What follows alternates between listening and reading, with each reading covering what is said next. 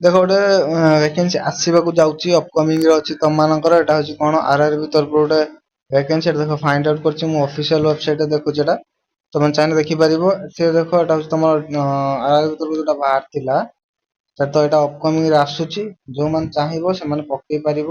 Okay, ଏଟା ଦେଖ ଏଇଠି ଜାଣିପାରୁଥିବ ଦେଖ ଆପ୍ରୁଭ ହେଇଛି 4 ଆପ୍ରୁଭ ହେଇଥିଲା। ଓକେ, ତ ଏଟା ଆପ୍ଲିକେସନ ଷ୍ଟାର୍ଟ ରହିଛି କମିଂ ସୁନ୍ ରେ ଅଛି। ଯୋଉମାନେ ଦେଖିପାରୁଥିବ ଜାଣିପାରିବ କମିଂ ସୁନ୍ ରେ ଥିବାରୁ ଏଟା ଆସିବାକୁ ଯାଉଛି। ଓକେ, ତାପରେ ତମମାନଙ୍କର ଏଥିରେ ଆପ୍ଲିକେସନ ଫି କେତେ ରହୁଛି ସେଟା ବି ଜଣେଇ ନାହିଁ। ବଟ୍ ତମର ଅନଲାଇନ ପେମେଣ୍ଟ ହବ ବୋଲି ସେ କହିଦେଇଛି, ମେନସନ କରିଦେଇଛି। ଓକେ, ତାପରେ ତମମାନଙ୍କର ଆସୁଛି କଣ କ୍ରାଇଟେରିଆ, ଟୋଟାଲ କେତେଟା କଣ ଭ୍ୟାକେନ୍ସି ରହୁଛି, କେମିତି କଣ କ୍ରାଇଟେରିଆ ସବୁ ମୁଁ କହିଦେବି। ଓକେ, ଏଥିରେ ଦେଖ ଏଜ୍ ଲିମିଟ ଦେଇଛି 18 ବର୍ଷ ମିନିମମ୍ ଏଜ୍ ଟା।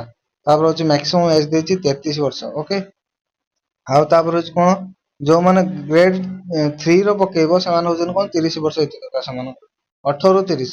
ଓକେ, ତାପରେ ତମମାନଙ୍କର କଣ ଟୋଟାଲ ଭ୍ୟାକେନ୍ସି କେତେ ଅଛି। ଦେଖ ଟୋଟାଲ ଭ୍ୟାକେନ୍ସି ବାହାରିଛି ଏଠି ଲେଖା ହେଇ ଜାଣିପାରୁଥିବ 6565 ପୋଷ୍ଟ ବାହାରିଛି। ବଟ୍ ବାହାରିଛି ମାନେ କଣ ସେଟା ଆସିବାକୁ ଯାଉଛି, ଏବେ ଆସିନାହିଁ। ତ ସେଥିରେ କଣ କଣ ସବୁ ରହିଛି ଦେଖ ଲେଖା ହେଇଛି ଦେଖ ଟେକ୍ନିସିଆନ ଯୋଉ ଲେଖା ହେଇଛି ଗ୍ରେଡ 3 ର ପୋଷ୍ଟ 10ମ ପାସ୍ କରିଥିଲେ ଚାକିରିଟି ପାଇବ। ତାପରେ ଓକେ, ଆଇଟିଆଇ ଆଉ ଡିପ୍ଲୋମା ପିଲାମାନେ ପକେଇ ପାରିବେ, 10ମ ପାସ୍ ପିଲାମାନେ ପକେଇ ପାରିବେ। ଠିକ ଅଛି, ସେଥିରେ ପୋଷ୍ଟ ଦେଖିଦେଲ ସବୁଥିରେ ପୋଷ୍ଟ ଅଲଗା ଅଲଗା। ଇଲେକ୍ଟ୍ରିକାଲ ରହୁଛି ଅଲଗା, ତାପରେ ହଉଛି ଇଲେକ୍ଟ୍ରିକାଲ ଇମିଉ ରହୁଛି ସେଥିରେ ହଉଛି ସବ୍ ଡିପାର୍ଟମେଣ୍ଟ ରହୁଛି ସେଥିରେ 147ଟା ପୋଷ୍ଟ ହେଲା।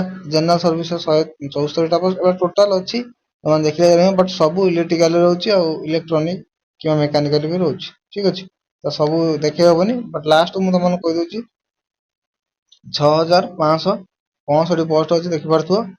ଠିକ ଅଛି, ତାପରେ ତମମାନଙ୍କର କେମିତି କଣ ପ୍ରୋସେସ ସିଲେକ୍ସନ ପ୍ରୋସେସ ଦେଖ ସିଲେକ୍ସନ ପ୍ରୋସେସ ନର୍ମାଲ ରହିବ। ସିବିଟି ମୋଡ ମାନେ କମ୍ପ୍ୟୁଟର ବେସ୍ ଟେଷ୍ଟ ହବ। ଓକେ, କମ୍ପ୍ୟୁଟର ବେସ୍ ଟେଷ୍ଟ ଯୋଉଟା ହବ ସେଟା ସିବିଟି ଏକ୍ସାମ କୁହାଯାଉଛି। ତାପରେ ତମର ଡକୁମେଣ୍ଟ ଭେରିଫିକେସନ ହବ, ତାପରେ ମେଡିକାଲ ଚେକଅପ୍ ହବ, ତାପରେ ତମେ ଚାକିରି ପାଇବ। ଠିକ ଅଛି, ଏଟା ହଉଛି ତମମାନଙ୍କର ରହିବ। ତାପରେ ଅନଲାଇନ ପ୍ରୋସେସ ରେ ତମର ସବୁ ହବ। ତାପରେ ମେଲ କୁ ତମମାନଙ୍କର ପ୍ରତିଟି ଇନଫର୍ମେସନ ତମମାନଙ୍କୁ ମେଲ ଆସିବ। ଠିକ ଅଛି, ଏଟା ତମର ଆରଆରବି ର ନୂଆ ସାଂସନ ର କଣ ଜବ୍ କମିଂ ସୁନ୍ ରେ ଅଛି। ତମେ ଚାହିଁବ ଯଦି ଆପ୍ଲାଏ କରିପାରିବ। ଠିକ ଅଛି, ଯୋଉମାନେ ଚାହୁଁଛ ସେମାନେ କ୍ରାଇଟେରିଆ ହବ ସେମାନେ ଆପ୍ଲାଏ କରିବ। ତ ବି ପ୍ରିପେୟାର, ପଢାପଢି କରୁଥାଅ।